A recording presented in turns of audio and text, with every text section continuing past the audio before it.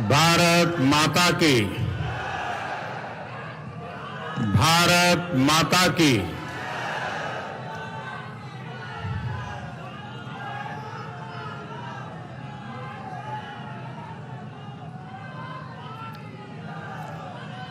महान पाटलिपुत्र के ये ज्ञान विज्ञान,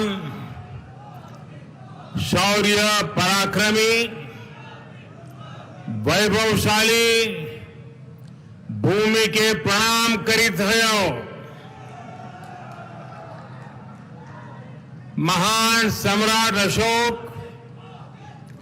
विश्वगुरु चाणक्य, महान गणितज्ञ आर्यभट्ट और गुरु गोविंद सिंह के इस गौरवशाली धरती पर अपने सबके अभिनंदन करी थी। बिहार के मुख्यमंत्री और भावी भी मुख्यमंत्री मेरे मित्र श्रीमान नीतीश कुमार जी, केंद्रीय मंत्रिमंडल में मेरे साथी श्री रविशंकर प्रसाद जी, राज्य मंत्रिमंडल के अन्य साथी, सांसद श्रीमान रामकृपाल यादव जी, पूर्व सांसद डॉक्टर सीपी ठाकुर जी,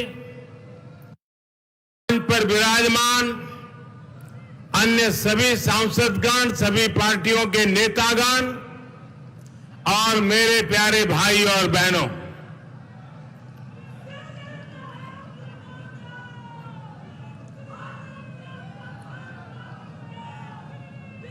पटना, नालंदा और दूसरे जिलों के अलग अलग क्षेत्रों से पधारे आप सभी साथियों और जो हजारों साथी डिजिटल माध्यम से जुड़े हैं, सभी को मेरा आदरपूर्वक प्रणाम।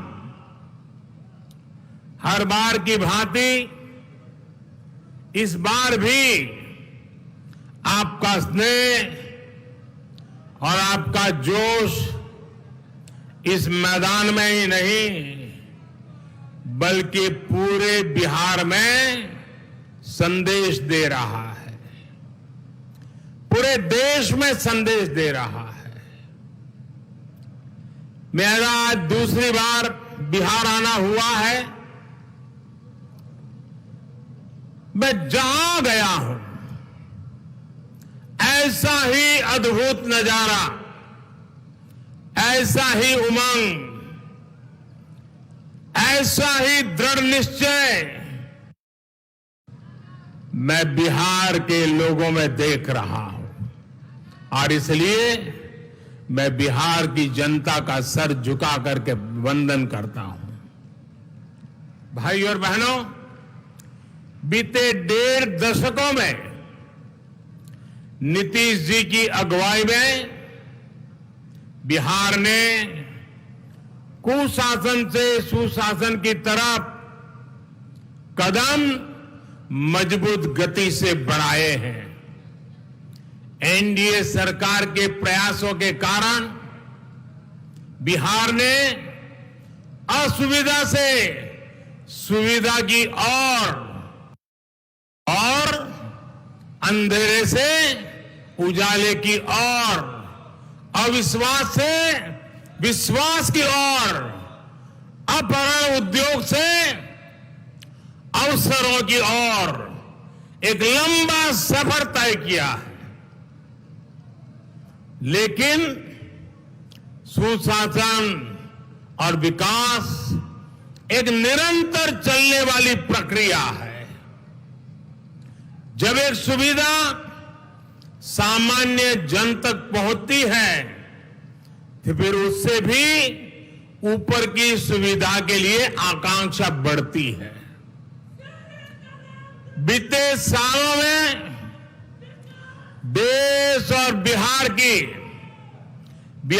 के युवाओं की यही आकांक्षा और अपेक्षा बड़ी है। जो कभी वंचित था, अभाव में था,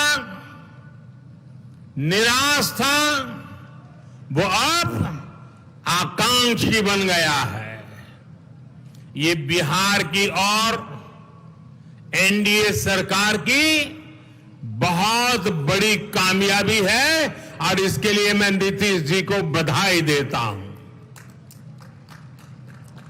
भाई और बहनों, अटल जी कभी कहते थे कि बिहार में बिजली की परिभाषा ये है कि जो आती कम है, जाती ज्यादा है। लालटेन काल का अंधेरा अब छट चुका है, लेकिन बिहार की आकांक्षा अब लगातार बिजली, एलईडी बल्ब की है। पहले अस्पताल में एक डॉक्टर का मिलना मुश्किल था, अब जगह जगह मेडिकल कॉलेज और एम्स जैसी सुविधाओं की आकांक्षा है। पहले गांव गांव में मांग थी कि किसी तरह खड़ंजा बिछ जाए, अब हर मौसम में बनी रहने वाली चौड़ी सड़कों की आकांक्षा है। पहले सामान्य रेलवे स्टेशन भी एक सपना थे, अब स्टेशन तो आधुनिक सुविधाओं से जुड़े ही रहे, नए नए रेल रूट शुरू किए जाएं, इसकी भी आकांक्षा है। भाई और बहनों, बिहार के गरीब की आकांक्षा, बिहार के मध्यम वर्ग की आकांक्षा कौन पूरी कर सकता है? वो लोग जिन्होंने बिहार को बीमार बनाया, बिहार को लूटा, क्या वो ये काम कर सकते हैं? जिन लोगों ने सिर्फ अपने परिवार के बारे में सोचा, बिहार के एक एक व्यक्ति के साथ अन्याय किया, दलितों, पिछड़ों, वंचितों का हक भी हड़प लिया, क्या वो लोग बिहार की उम्मीदों को समझ भी पाएंगे? साथियों, आज बिहार जो चाहता है, बिहार के लोग जो चाहते हैं, वो एनडीए के लिए संकल्प पत्र की तरह है, शपथ पत्र की तरह है। आज बिहार के शहरों को बिहटा जैसा नया और आधुनिक एयरपोर्ट चाहिए। पहले महात्मा गांधी सेतु की स्थिति सुधारने की मांग होती थी, अब पूरे राज्य में ऐसी सुविधाओं की मांग होती है।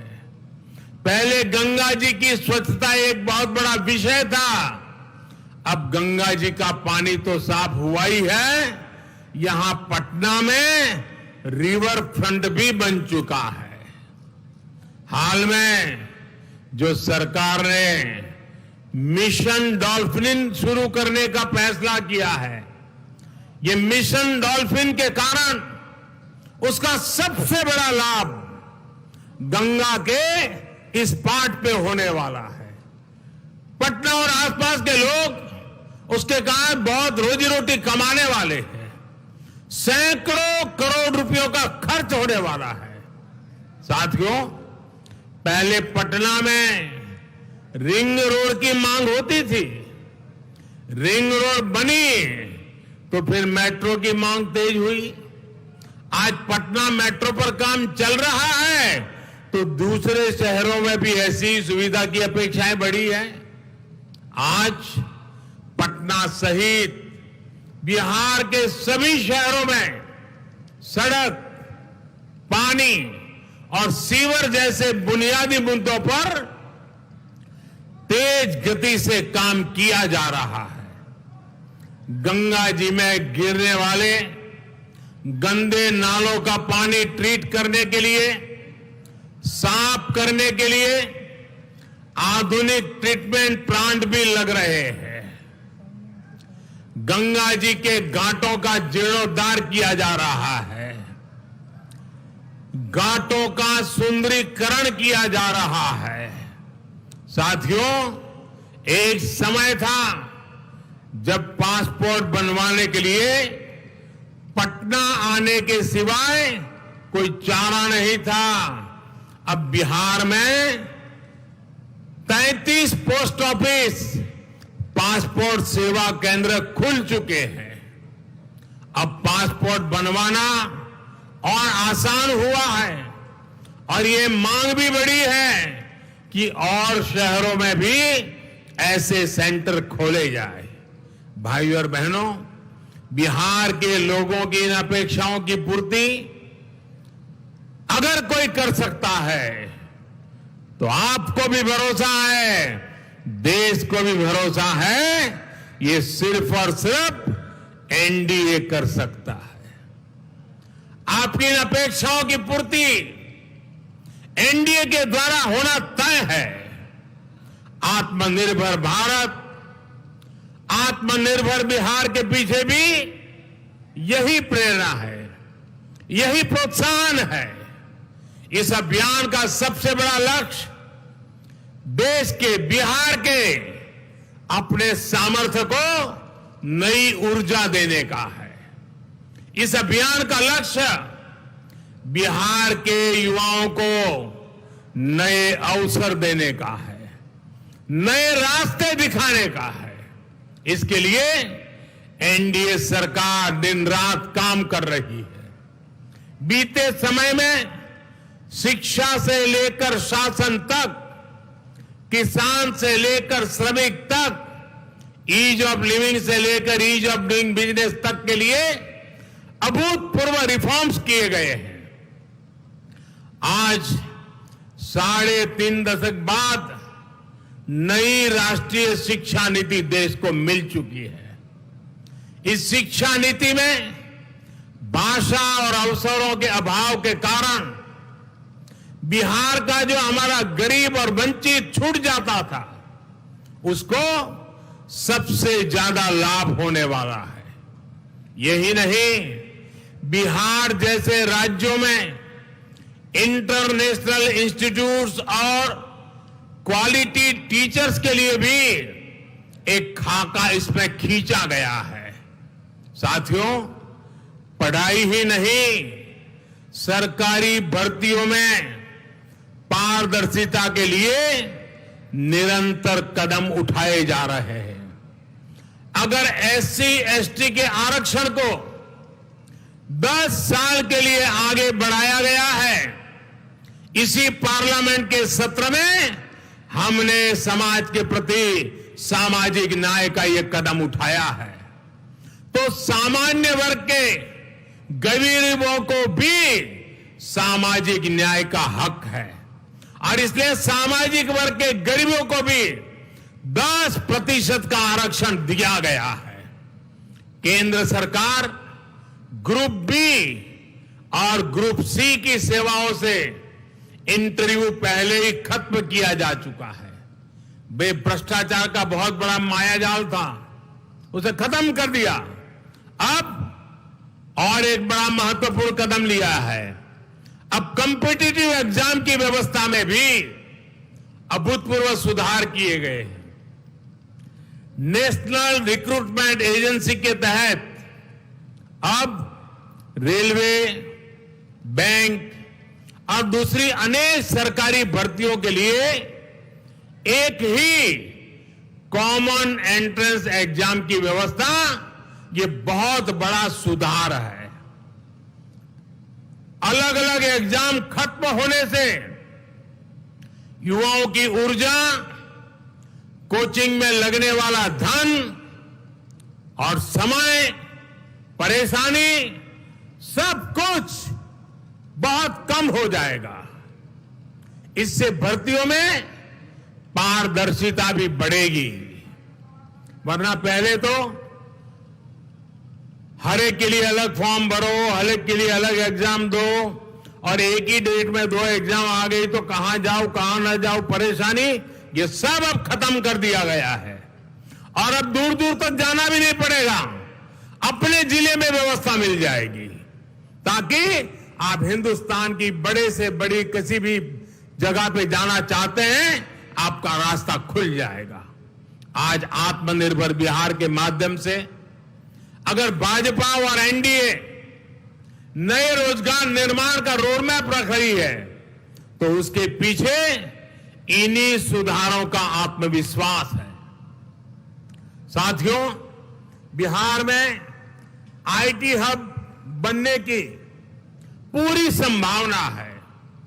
यहां पटना में भी आईटी की बड़ी कंपनी ने अपना ऑफिस भी खोला है। सिर्फ ऑफिस ही नहीं खुला है, बिहार के नौजवानों के लिए नए अवसर भी खुले हैं।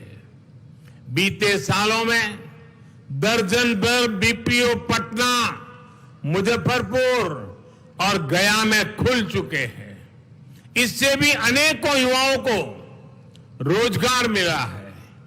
मैं पटना के लोगों से जानना चाहता हूं, बिहार के लोगों से जानना चाहता हूं, क्या जंगल राज में बिहार आईटी हब बनने का सपना भी देख सकता था?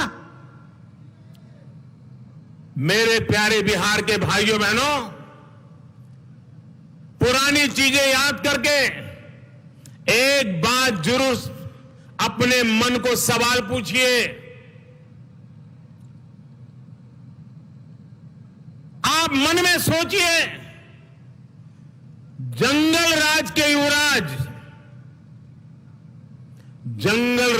युवराज क्या वो बिहार को आईटी के क्षेत्र में या आधुनिकता के किसी भी क्षेत्र में आगे ले जा सकते हैं?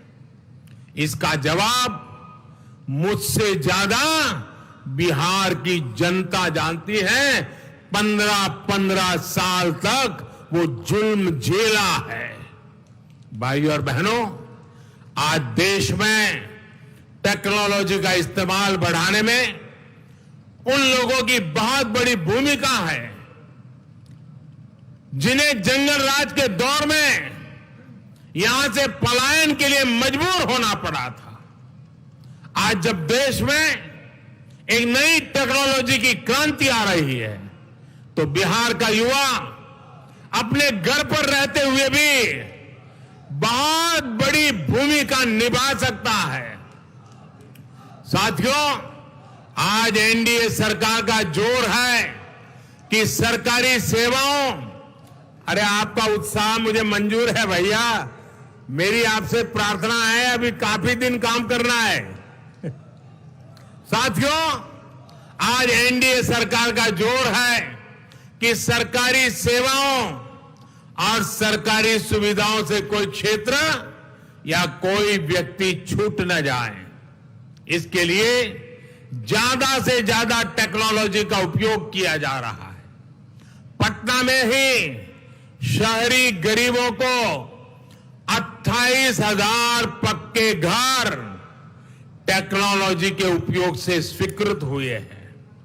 आज सैलरी हो, पेंशन हो, प्रमाण पत्र हो, स्कॉलरशिप हो, सब्सिडी हो, टैक्स हो, ऐसी सैकड़ों सुविधाएं, हर जानकारी आपके फोन पर उपलब्ध है।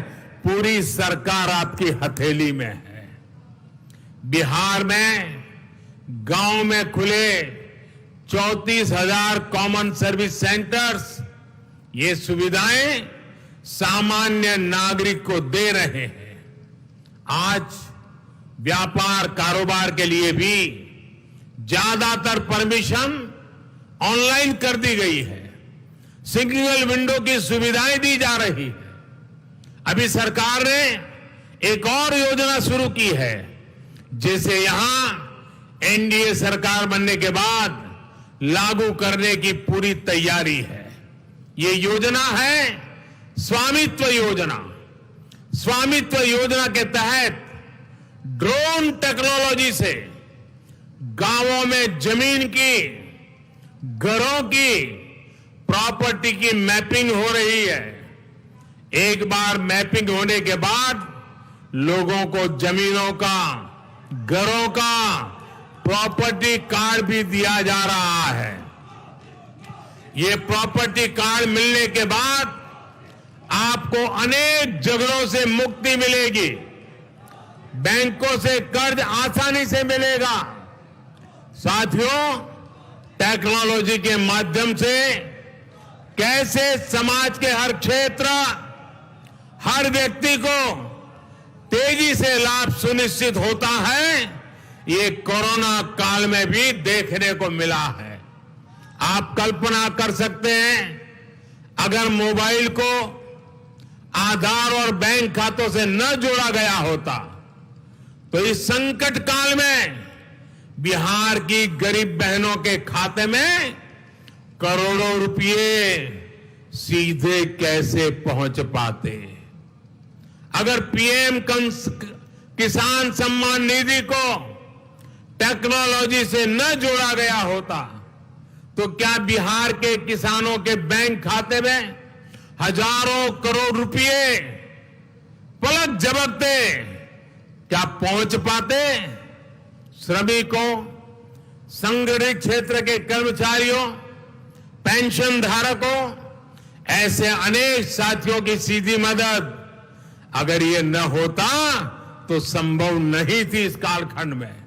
साथियों, जनधन, आधार, मोबाइल की त्रिशक्तियां अगर वो ना होती तो बिहार के लाखों गरीब परिवारों के हक का राशन पहले की तरह जो 15 साल पहले होता था, कोई हड़प लेता। कोरोना के इस काल में गरीब और मध्यम वर्ग के वो साथी जिन्होंने home loan, auto loan, education loan, credit card या एमएसएमई के लिए लोन ले रखा है, उनको भी बड़ी राहत दी गई है। भाई, आपका उत्साह मुझे मंजूर है, आपका प्यार मेरे सर आंखों पर।